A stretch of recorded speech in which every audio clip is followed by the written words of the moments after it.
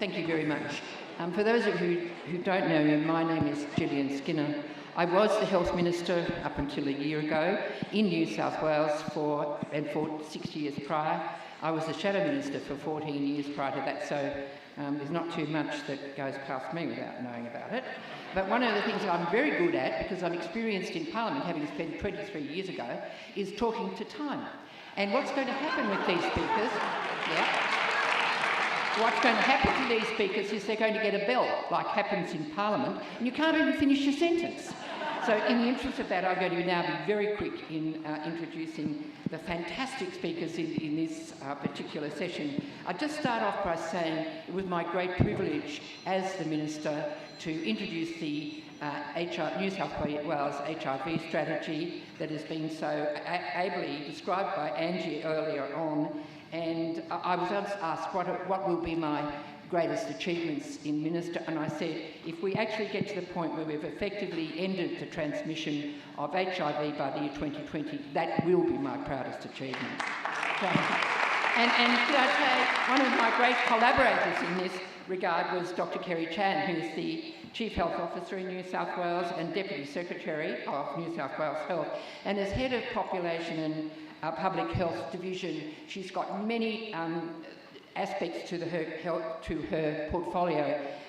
Most of them are ministerial priorities in the social policy area, but HIV was a particular one, and she and her team have done brilliant work. Please welcome Kerry Chant.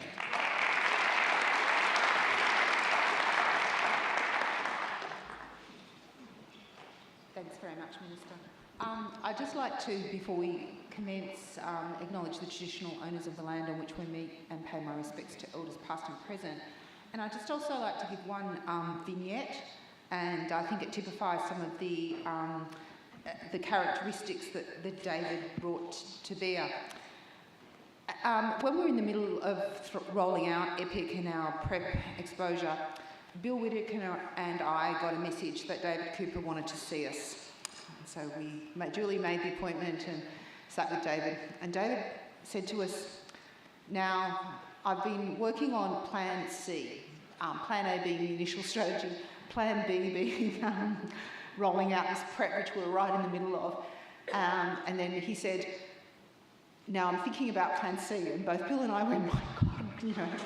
And I think it just shows how David was continually striving to eliminate HIV transmission and continuing to think outside the box.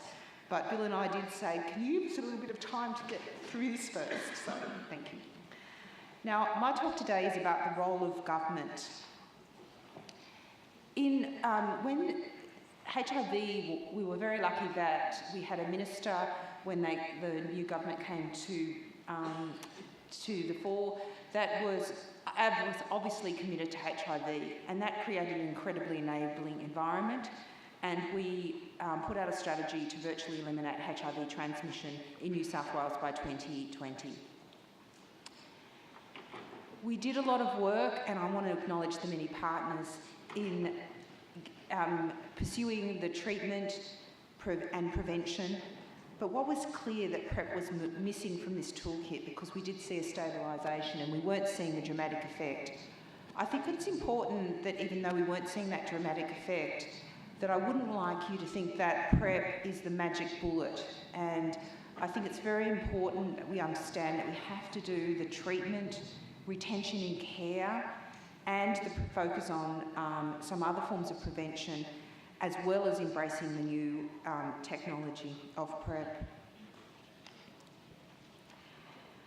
So out of that was born EPIC New South Wales, and I'd like to acknowledge David's inspiration in working up the strategy to enable this. But I would also like to acknowledge the former Minister for Health's leadership in creating an enabling environment as we worked through a complex system of how we could do this at scale. So the idea was the rapid rollout of PrEP in order to see a population impact not only in a city but across the state of New South Wales.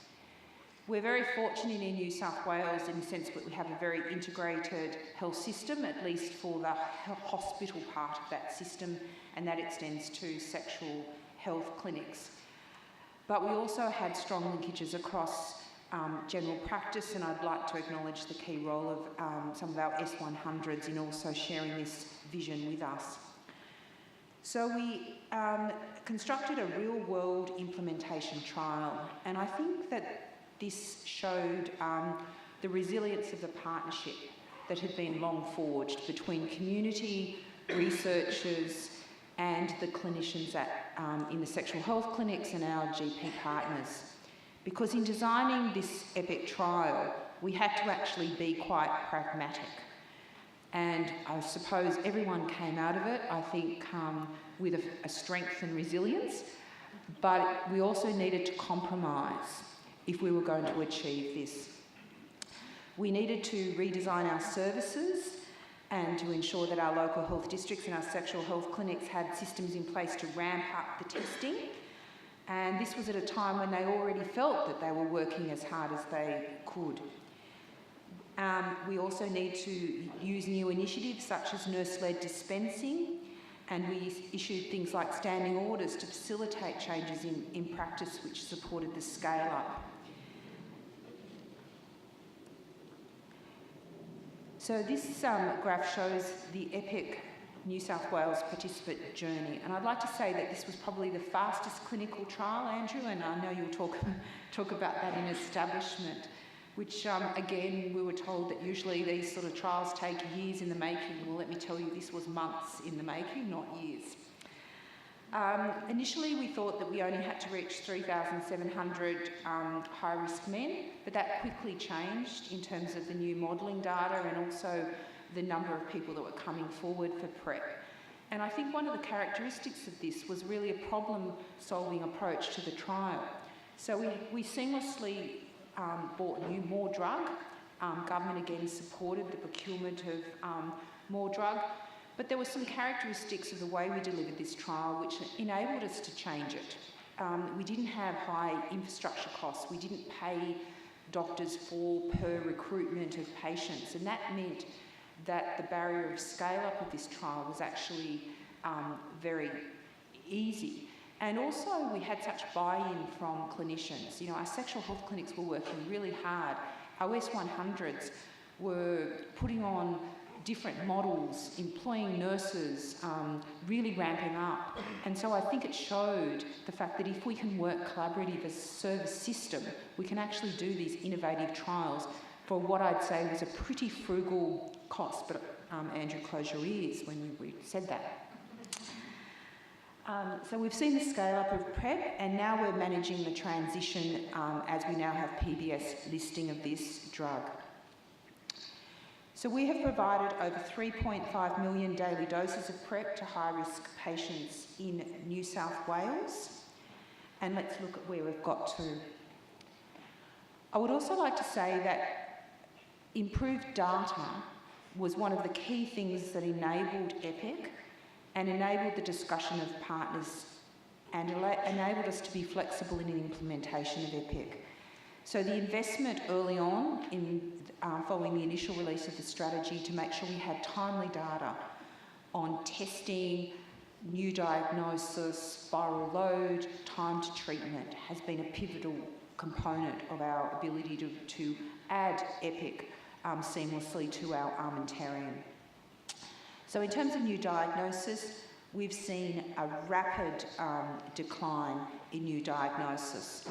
But I would like to highlight that we've seen this significant impact in our Australian-born, and we're not seeing the same impact on our overseas-born MSM. And so therefore it's critically important, and we're now doing some further work with our partners to understand what were the missed opportunities for PrEP in that group, how to reach them through non-contemporary messages, what are the characteristics of that population, in order that all members of the MSM community can benefit from PrEP. So in summary, EPIC New South Wales in combination with high testing, high treatment and alongside condom use has contributed to the continuing decline in new HIV transmissions in New South Wales. But I think it's important that we're not complacent at this time. We've actually got to effectively manage the transition to a PBS environment, and that means that there will be access through, potentially increased access to PrEP through GPs, but we need to make sure that that happens, and we need to monitor the uptake and look closely at which particular populations are not getting picked up by that. We also need to make sure that our services that particularly see vulnerable groups are providing PrEP as part of their core business, and that's about drug and alcohol services, sexual health services, youth and adolescent services. So the challenge of the future is to have equitable, broad access to the highest risk groups in New South Wales. And I think one of the key things that characterises our response has been that it's come over a state. So we're actually, it's not just Sydney, it's not just one part of Sydney, it's actually across the state of New South Wales that we want to see get the benefits from a robust response to HIV. Thank you.